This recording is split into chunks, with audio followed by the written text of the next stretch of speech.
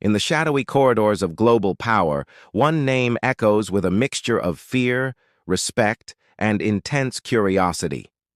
The CIA, the Central Intelligence Agency. For decades, it has operated as America's invisible hand, shaping events, toppling governments, and gathering secrets from the farthest corners of the earth. But what is this enigmatic organization really? How did it come to be, and what are the stories hidden behind its veil of secrecy? Today, we're pulling back the curtain to explore the creation, the triumphs, and the deep controversies of the CIA. To understand the CIA, we must travel back to the smoldering ashes of World War II. The surprise attack on Pearl Harbor in 1941 was a catastrophic intelligence failure for the United States. It became painfully clear that in a new world of global conflict, America needed a centralized, coordinated intelligence service.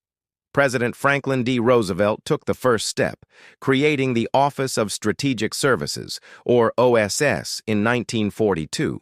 Led by the charismatic and daring General Wild Bill Donovan, the OSS was America's first foray into espionage, sabotage, and covert operations. They were spies, commandos, and propagandists, all rolled into one, operating behind enemy lines in Europe and Asia. The OSS was a wartime necessity, a temporary solution to a massive problem. But when the war ended and the OSS was disbanded, a new, more insidious threat was emerging on the horizon: the Cold War. The ideological battle between the United States and the Soviet Union created a new kind of battlefield, one fought not with armies, but with secrets and influence. President Harry S. Truman recognized the void left by the OSS. In 1947, he signed the National Security Act, a landmark piece of legislation that reshaped America's defense and intelligence infrastructure. And born from this act was the Central Intelligence Agency. Its official mission was clear: to collect, analyze, and disseminate foreign intelligence to the president and senior policymakers. But buried within its charter was a vaguely worded clause that would change the course of history. It allowed the CIA to perform other functions and duties related to intelligence affecting the national security. This was the secret door, the legal justification for the world of covert action. In its early days, the CIA was seen as an essential tool in containing the spread of communism. Its first major public success came in 1953 in Iran. The democratically elected Prime Minister, Mohammad Mossadegh, had nationalized the country's oil industry, threatening British and American interests. In an operation codenamed Operation Ajax, the CIA, alongside British intelligence, orchestrated a coup. They used propaganda, bribed officials, and staged protests to turn public opinion against Mossadegh, ultimately leading to his overthrow and the return of the monarch, the Shah. From a Cold War perspective, it was a victory. It secured Western access to Iranian oil and installed a friendly leader in a critical region. But for the people of Iran, it was the end of their democratic experiment and the beginning of decades of autocratic rule, planting seeds of resentment that would eventually explode in the 1979 Iranian Revolution. Just 1 year later, in 1954, the agency repeated its playbook in Guatemala. President Jacobo Arbenz was a democratically elected leader pushing for land reforms that threatened the vast holdings of the American-owned United Fruit Company. Fearing Guatemala was drifting towards communism, the CIA launched Operation PB Success.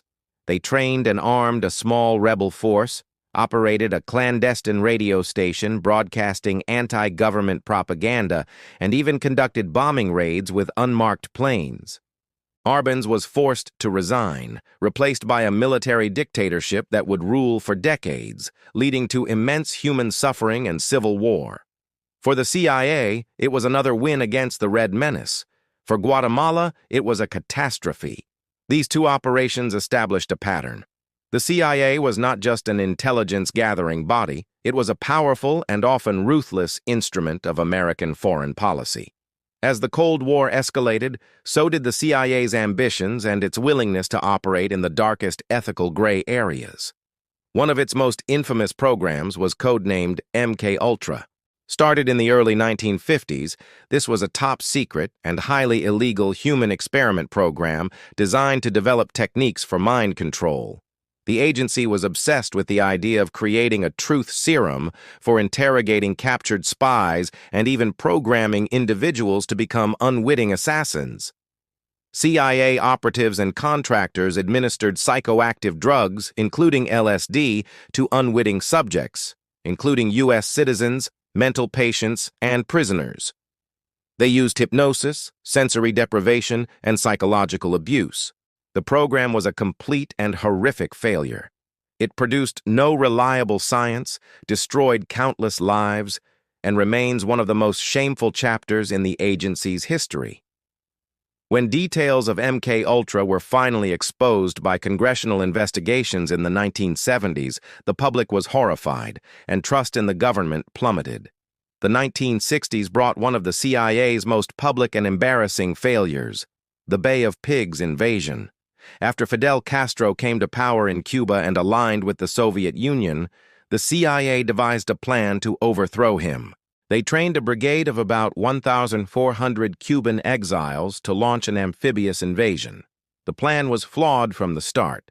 It was based on the faulty assumption that the invasion would trigger a popular uprising against Castro. On April 17, 1961, the brigade landed at the Bay of Pigs. They were met with overwhelming force. The promised U.S. air support never fully materialized, and within 3 days, the invasion was crushed. It was a humiliating disaster for the Kennedy administration and a massive propaganda victory for Castro and the Soviet Union. The failure forced a major shakeup within the CIA and served as a stark lesson about the limits of covert action. Throughout the Cold War, the CIA was a key player in countless conflicts, from Vietnam to Angola to Nicaragua. In the 1980s, the agency became deeply embroiled in the Iran-Contra affair. Senior administration officials secretly facilitated the sale of arms to Iran, which was the subject of an arms embargo, hoping to secure the release of American hostages. The funds from the arms sales were then illegally funneled to fund the Contras, a right-wing rebel group fighting the socialist government in Nicaragua. This was in direct violation of a congressional ban. When the scheme was uncovered, it triggered a massive political scandal that tarnished the Reagan presidency and once again exposed the rogue elements operating within the government's secret apparatus.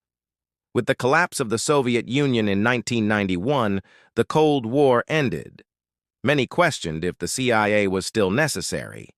Did the world still need a massive, secretive spy agency? The answer came a decade later, on a clear September morning. The attacks of September 11, 2001 represented another monumental intelligence failure, echoing Pearl Harbor 60 years earlier. The CIA and the entire U.S. intelligence community had failed to connect the dots and stop the plot. In the aftermath, the agency was thrust into a new, global war on terror. Its focus shifted from state-sponsored communism to non-state terrorist networks like Al-Qaeda. This new war brought new controversies.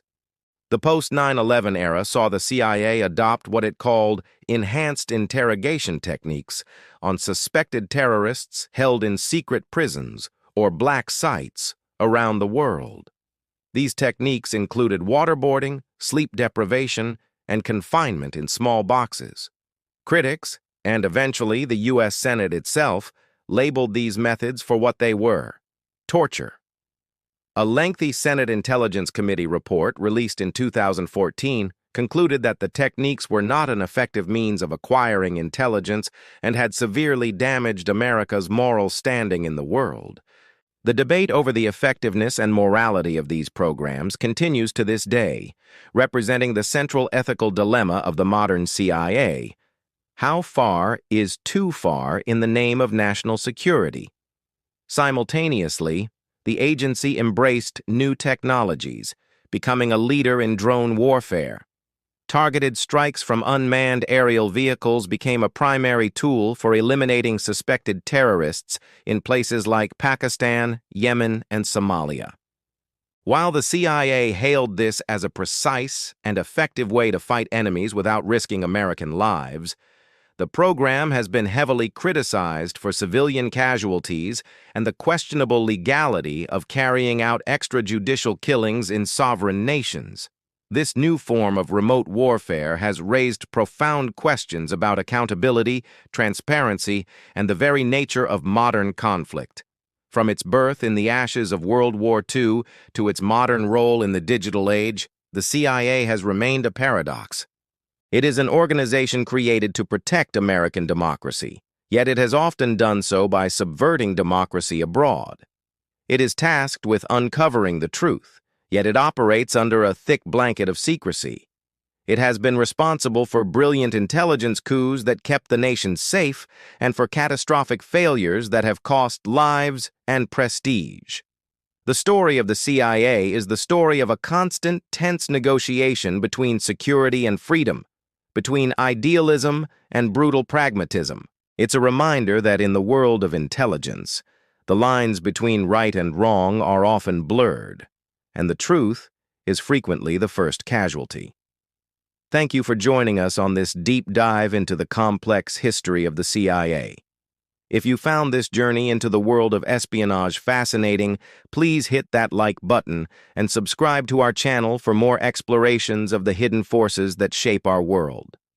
We'd love to hear your thoughts in the comments below. Until next time, stay curious.